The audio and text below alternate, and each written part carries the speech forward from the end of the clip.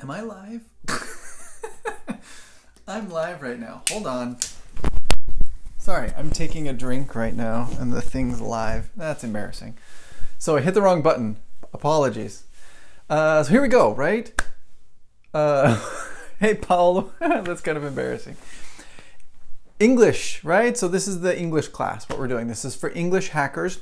And my question, right, my comment here is, what are the two ways, the two skills, the two things that you need in order to master English pronunciation? What do you have to do? There's two basic things that you got to do. And the first one is understand the word or the sound that you're making. You have to master that piece. Hey Fabio, how you doing? Hey Mayara, nice to see you. Good night to you, Mayara. You have to master the meaning, right? You got to understand what it is and what's going on. If you don't master that, if you don't understand what the word is, if you don't have a comprehension of that word, you will never be able to speak well. Done, right? You just can't. And there's a lot of ways to do that. There's a lot of ways to kind of master that pronunciation, to master that comprehension idea. One of the best ways is actually through pictures. So usually, this is one of the things that I do with my students a lot is I get a table, right? I've got a table back there, or get a chair, or like a water bottle. I've got a water bottle right here, okay? So I'm like, okay, what is this? And they go, water bottle. I'm like, what is it in your native language? And they'll say, it's a garrafa de agua, right? Or whatever their language is. And I'm like, you called it something different. Is it any different?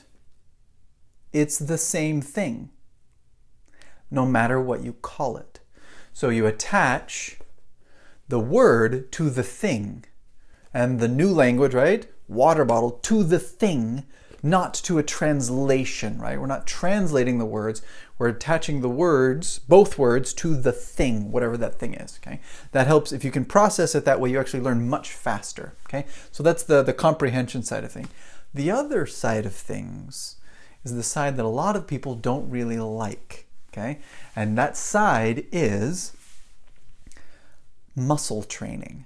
Okay? You need to be able to move your lips, your tongue, right? Your throat, your jaw, this part, right? This is your jaw, right? Sorry, that's funny looking. You need to be able to do that accurately, right? Correctly. How far do I open my mouth to do an O in English, right? How far? Is it like this? Is it like this, right? How far is that? Because in your language, in your native language, maybe it's this far, but in English it's this far, right? It's a little bit different. And you need to learn and retrain every single sound. So, and part of why I'm talking about this happened today. I'm in class with a bunch of, speakers, right? Speakers of other languages. They're not native English speakers, and I'm teaching them, and we're talking about pronunciation. And I'm like, okay, so what is this? And what is this? And I'm like, well, what does this mean? What does that mean? And so we practice the sound for a little bit. And I'm okay, say it this way. We're practicing the Z sound, right? Z, z. Okay, do it. So they do it and they get it, and I'm listening back and forth, like, okay. And I go through each person one at a time, and they all get it perfectly. Z, z, z, z, z, right? They can all do that sound. I'm like, perfect, okay. Now come up here and talk for a little bit. So I had each one of them talk and give a little kind of discussion, right? They were explaining things to everybody in the class.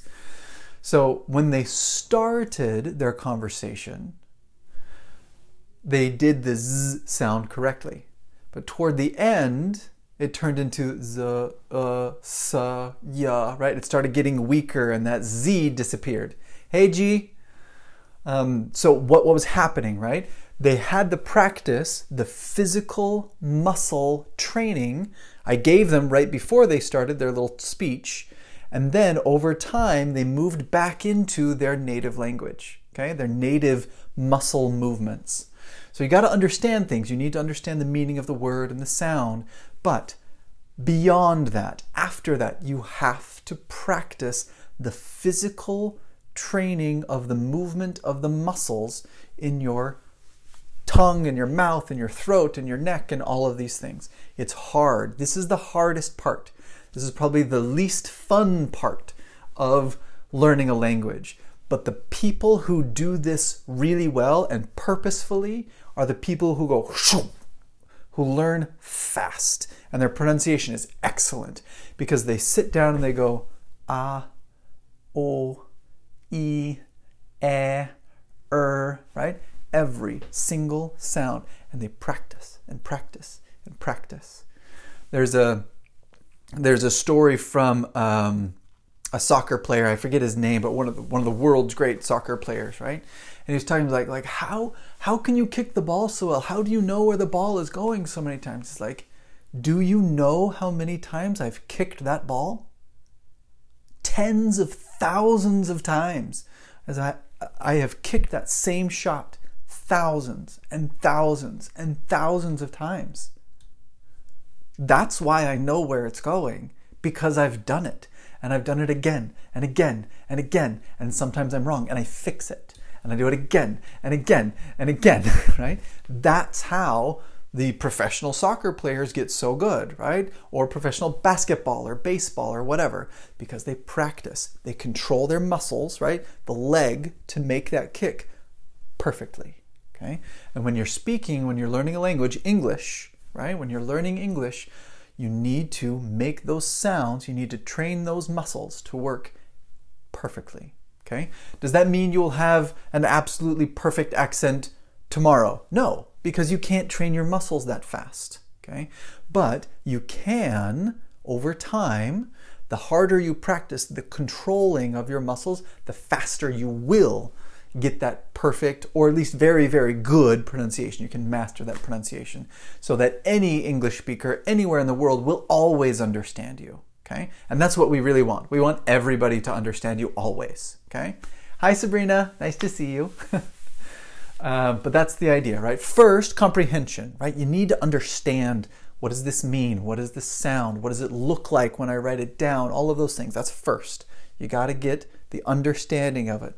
But after that, completely separate, you have to just perfect your pronunciation. You have to train the muscles over and over and over and over again. And so my tip with this, right, is just to, close the door, put up a mirror, and practice, right? Practice the sounds.